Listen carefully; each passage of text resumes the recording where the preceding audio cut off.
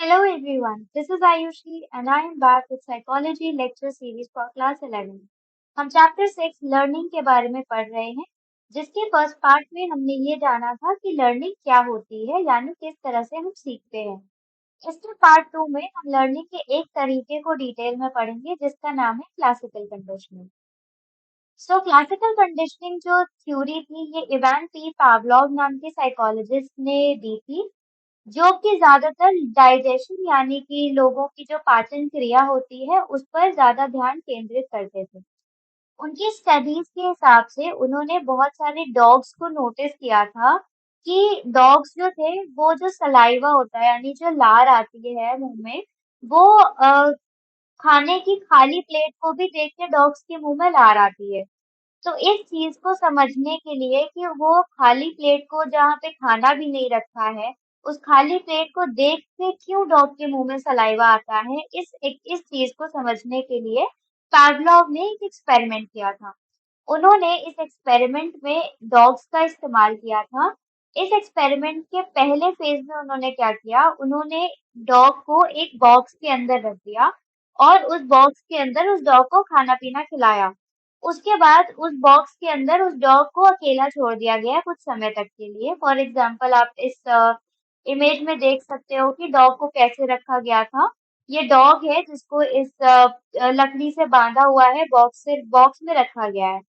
फिर कुछ समय बाद डॉग के साथ एक सिंपल सर्जरी की गई, जिसमें से एक ट्यूब था, एक बड़ा सा ट्यूब जो होता है एक्सपेरिमेंट के लिए। उसमें एक ट्यूब का जो हिस्सा था वो डॉग के मुंह के अंदर लगाया गया था और एक जो हिस्सा था वो मेजरिंग ग्लास में लगाया गया था, यानी एक ग्लास था जिसके अंदर मेजर किया जाएगा कि डॉग के मुंह में से कितना सलाइवा सेक्रीट हो रहा है। तो वो एक ट्यूब उसके मुंह में था और एक ट्यूब ग्लास में था। तो जब भी डॉग सलाइवा सेक्रेट करेगा या जब भी उसके मुंह में लार बनेगी, तो वो लार उस ग्लास के ट्यूब में कलेक्ट होती जाएगी। तो उससे हमें पता चलेगा कि डॉग के मुंह में कितना सलाइवा बन रहा है। फॉर एग्जाम्पल आप इस इमेज में देख सकते हो कि ये एक ट्यूब का हिस्सा डॉग के मुंह के पास लगा है और एक ट्यूब का हिस्सा इस मेजरिंग इस मेजरिंग ग्लास में लगा है, जिसमें हमें पता चल रहा है कि डॉग का सलाइवा कितना आ रहा है। ये हो गया फर्स्ट फेज। अब स्टडी के सेकेंड फेज में पैवलोव ने किया कि डॉग को काफी देर तक भूखा रखा गया हार्नेस के अंदर, यानी उस बॉक्स के अंदर जिसमें डॉग था उसके अंदर उसको बहुत देर तक भूखा रखा गया। और उसको क्या किया गया, फिर डॉग के मुंह में जितना सलाइवा आ रहा था भूखा रखने के समय, वो मेजर किया गया कि कितना सलाइवा आ रहा है। फिर उसके बाद एक घंटी बजाई गई और उस घंटी बजाने के तुरंत बाद डॉग को खाना दिया गया। अब डॉग को उस खाने को छोड़ दिया गया, यानी डॉग अब वो खाना खा सकता था। कुछ दिनों के बाद ये देखा गया कि जैसे ही वो मीट पाउडर डॉग को दिया जा रहा है, उसके जस्ट पहले एक घंटी बजाई जा रही है। यानी जितनी बार उसको खाना दिया गया, उतनी बार उस खाने से पहले घंटी बजाई गई। कुछ समय बाद ये जो ट्रायल था, ये हर चीज ऐसा ही सेम किया गया, लेकिन उसमें एक चीज बदली गई कि घंटी बजाने के बाद डॉग को खाना नहीं दिया गया। अब उसमें पैवलोव ने ये नोटिस किया कि डॉग जो था वो खाना ना देने के बाद भी वो केवल बेल की जो घंटी बज रही थी, उस घंटी के कारण डॉग सलाइवा सेक्रीट कर रहा था। यानी कि उस मेजरिंग ग्लास में ये पता चला कि जितना सलाइवा खाने को देखने के समय डॉग निकालता था, उतना ही सलाइवा उसको अब उस घंटी से आने लगा। यानी जो सलाइवा था जो पहले खाने की होने की वजह से आता था, अब वो सलाइवा उसको घंटी की वजह से आता था। तो ये जो एसोसिएशन बन गया घंटी और खाने के बीच में, ये रिजल्ट किया नए लर्निंग में, यानी डॉग ने एक नई चीज सीखी। डॉग ने ये सीखा कि घंटी बजने के बाद उसे सलाइवा सेक्रेट करना है। यानी पहले उसका सलाइवा खाने के बाद आता था, अब उसका जो सलाइवा था वो घंटी के बाद आने लगा। तो ये एक नई चीज डॉग ने सीखी, घंटी और खाने को जब एक साथ उसको दिया गया तो। इस तरह की लर्निंग को कहा जाता है कंडीशनिंग। अब जो फूड था, यानी जो खाना होता है वो नॉर्मल नेचुरल चीज होती है कि हर इंसान को खाना चाहिए होता है। तो खाना जो था वो अनकंडीशनड स्टिमुलस है जो हर इंसान को चाहिए होता है, जिसको हम यूएसपी कहते हैं। और खाने से आने वाली जो लार होती है या खाने से आने वाली जो सलाइवा होती है वो नेचुरल होती है, वो हर किसी को आती है।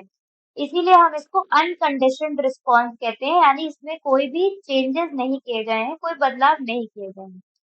तो कंडीशनिंग के बाद क्या होता है, यानी उस चीज को सीखने के बाद क्या होता है कि सलाइवा जो होता है वो खाने की बजाय घंटी की साउंड से आने लगता है। तो जो घंटी होती है वो कंडीशन्ड स्टिमुलस बन जाती है, यानी कि इस चीज से अब खाने को घंटी से एसोसिएट कर दिया गया। यानी जहां पहले खाने की वजह से सलाइवा आ रहा था, अब वो सलाइवा घंटी की वजह से आ रहा है।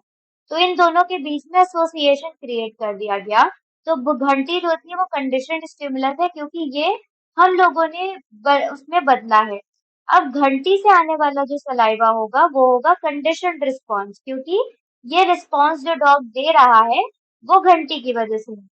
अब कंडीशनिंग के पहले क्या होता है कि खाना जो होता है उसकी वजह से सलाइवा आता है, अनकंडीशनड स्टिमुलस की वजह से अनकंडीशनड रिस्पॉन्स होता है, जैसे कि आप ये देख रहे हो यहाँ पे नेचुरल सिचुएशन होती है।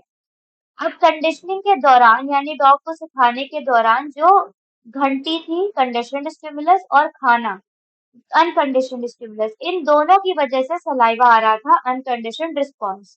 अब घंटी और खाने इन दोनों को एसोसिएट कर दिया गया इस मामले में कि घंटी के साथ खाना दिया जा रहा था। तो घंटी और खाना ये दोनों डॉग का सलाइवेशन का कारण बने। कंडीशनिंग के बाद डॉग सीख जाता है कि उसको घंटी के बाद सलाइवा आता है। अब घंटी जो है वो बन गया कंडीशनड स्टिमुलस, सलाइवा बन गया कंडीशनड रिस्पॉन्स। यानी कि ये जो घंटी है इसकी वजह से डॉग को सलाइवा आ रहा है।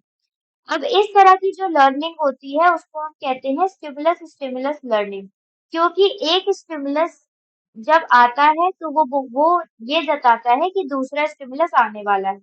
यानी कि one stimulus becomes the signal of another stimulus. जब भी एक स्टिमुलस आएगा या एक चीज आपके सामने आएगी तो आपको पता होगी कि दूसरी चीज भी आपके सामने आने वाली है। फॉर एग्जाम्पल डॉग को पहले घंटी बजी तो उसने सलाइवा सेक्रेट किया, क्योंकि डॉग को पता था कि उसको घंटी आ गई है, अब उसके बाद उसको खाना भी मिलेगा। तो खाना मिलने की अपेक्षा में डॉग को सलाइवेशन होता है। अब क्लासिकल कंडीशनिंग का अगर आप डेली जिंदगी में नॉर्मल एग्जाम्पल देखोगे तो ये हो सकता है कि फॉर एग्जाम्पल एक लड़की है, उसने उसको पहले बलून्स बहुत पसंद थे, वो बलून्स देख के हमेशा खुश हो जाती थी, छोटी बच्ची थी। अब क्या हुआ कि एक बार उसके सामने वो बलून फट गया और उसको बहुत तेज आवाज आई जिसकी वजह से वो डर गई।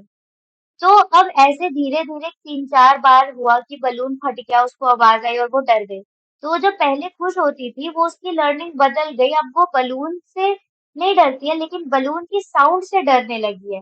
तो पहले बलून से जो नॉइज़ से जो डर होता है, नॉइज़ बन गया आपका अनकंडीशनड स्टिमुलस, उससे जो डर होता है, वो बन गया अनकंडीशनड रिस्पॉन्स, यानी कि पहले जब शोर से बच्चा डरता है, फिर उसके बाद जब वो शोर बलून के साथ एसोसिएट कर दिया गया, तो बच्चा उस बलून से डरने लगा। यानी कि बलून बन गया आपका कंडीशन स्टिमुलस और बलून से आने वाला डर बन गया कंडीशन रिस्पॉन्स।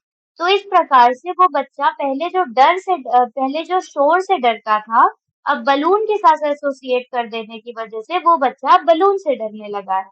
तो ऐसे ही क्लासिकल कंडीशनिंग के बहुत सारे एग्जाम्पल्स हैं जो डेली लाइफ में लोग इस्तेमाल करते हैं अपने बच्चों को सिखाने के लिए, और ना इस्तेमाल करने के बावजूद भी लोग इसके द्वारा कई चीजें सीखते हैं, समझते हैं। क्लासिकल कंडीशनिंग के कुछ डिटर्मिनेंट्स होते हैं, यानी कुछ चीजें होती हैं जो प्रभावित करती हैं कि आप इस टेक्निक के दौरान कैसे सीख सकते हो। पहला होता है टाइम रिलेशंस बिटवीन स्टिमुलाई, यानी कि जब आपके सामने दो स्टिमुलाई रखे जा रहे हैं जैसे खाना और बेल, तो इन दोनों के रखने के बीच में कितना टाइम आपको दिया जा रहा है, कितना समय है, वो प्रभावित करता है कि आप कितना जल्दी सीखोगे और कितना देर से सीखोगे। 4 तरह के टाइम रिलेशंस होते हैं, वो जिसको हम फॉरवर्ड कंडीशनिंग बोलते हैं, और चौथा होता है उसको हम बैकवर्ड कंडीशनिंग बोलते हैं। फॉरवर्ड कंडीशनिंग में पहला आता है साइमल्टेनियस कंडीशनिंग, जिसमें जो सीएस होता है यानी कंडीशनड रिस्पॉन्स, बेल और अनकंडीशनल रिस्पॉन्स फूड, ये दोनों साथ में दिए गए हैं। दूसरा होता है डीलेड कंडीशनिंग। इसमें क्या होता है कि सीएस जो होता है मतलब सी जो बेल है उसको पहले दे दिया गया और वो जब खत्म हो गई बेल बजना तब आपको यूएस दिया गया यानी खाना दिया गया। तो ये होता है डीलेड कंडीशनिंग। थर्ड होता है ट्रेस कंडीशनिंग। इसमें क्या होता है कि onset and end of CS precedes the onset of US with some time gap, यानी कि आपको घंटी बजा दी गई, घंटी बजना खत्म हो गई, उसके काफी देर बाद आप उसको खाना दे रहे हो, तो ये होता है ट्रेस कंडीशनिंग। लास्ट होता है बैकवर्ड कंडीशनिंग। इसमें होता है कि US precedes the onset of CS, यानी कि पहले आप अनकंडीशनड स्टिमुलस दे रहे हो फिर कंडीशनड स्टिमुलस दे रहे हो, यानी पहले आप खाना दे रहे हो फिर घंटी बजा रहे हो। जो डिलेड कंडीशनिंग प्रोसीजर होती है ये सबसे ज्यादा इफेक्टिव होती है सीखने के लिए, यानी कि जब आप पहले घंटी बजा दो, घंटी खत्म हो जाए तो तुरंत आप उसको खाना दे दो, तो वो जो डॉग है वो जल्दी सीख गया, तो इसको हम कहेंगे डिलेड कंडीशनिंग, जो सबसे ज्यादा इफेक्टिव मेथड होता है कोई भी चीज सीखने के लिए। साइमल्टेनियस और ट्रेस कंडीशनिंग भी इफेक्टिव है, लेकिन इनको इन इन इनके द्वारा सीखने के लिए बहुत ज्यादा ट्रायल्स की जरूरत होती है, यानी बहुत ज्यादा उसमें काम करना पड़ता है। बैकवर्ड कंडीशनिंग से इंसान बहुत रेयरली सीख सकता है। नेक्स्ट होता है टाइप ऑफ अनकंडीशनड स्टिमुलाई, यानी कि अनकंडीशनड स्टिमुलाई वो किस प्रकार की है और किस प्रकार की है ये प्रभावित करती है कि आप कितना जल्दी सीखोगे। ये दो तरीके की होती है, पहला होता है एपेटेटिव और दूसरा होता है एवर्सिव।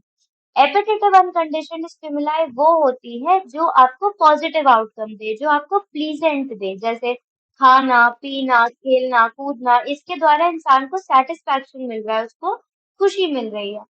दूसरा होता है एवर्सिव अनकंडीशनड स्टिमुलाई, जो बहुत जिससे इंसान को बुरा लगे, जिससे दर्द हो, जो उसके लिए खतरनाक हो और उससे इंसान बचना चाहता है, एस्केप रिस्पॉन्सेस करता है, जैसे कि शोरगुल, गंदा टेस्ट, इलेक्ट्रिक शॉक और ऐसे चीजें जो इंसान को बुरी लगती हो।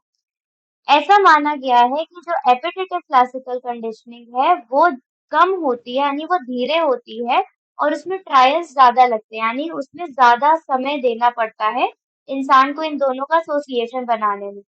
और दूसरा जो होता है वो होता है एवर्सिव कंडीशनिंग, जिसमें जल्दी इंसान सीखता है, ये 1 2 3 ट्रायल में ही इंसान इस तरह की लर्निंग को सीख जाता है। लास्ट होता है इंटेंसिटी ऑफ कंडीशनड स्टिमुलाई। अगर इंटेंसिटी किसी भी स्टिमुलाई की बहुत ज्यादा है, फॉर एग्जाम्पल अगर आप खाना अच्छी मात्रा में दे रहे हो तो डॉगी जो होगा वो सीखेगा, लेकिन अगर आप बेल के बाद उसको बहुत थोड़ा सा खाना दे रहे हो तो वो सलाइवा सीक्रेट करना नहीं सीखेगा। तो अगर कंडीशनड स्टिमुलाई बहुत इंटेंस होगा तो वो जल्दी सीखने में मदद करेगा, और अगर नहीं होगा तो वो देर से सीखने में मदद करेगा। इस टॉपिक से रिलेटेड अगर आपको कोई भी डाउट्स या क्वेरीज है तो आप अपने क्वेश्चंस कमेंट सेक्शन में पूछ सकते हैं। साइकोलॉजी से रिलेटेड ऐसी ही एजुकेशनल वीडियोस के लिए गुरुकुल चैनल को सब्सक्राइब करना ना भूलें।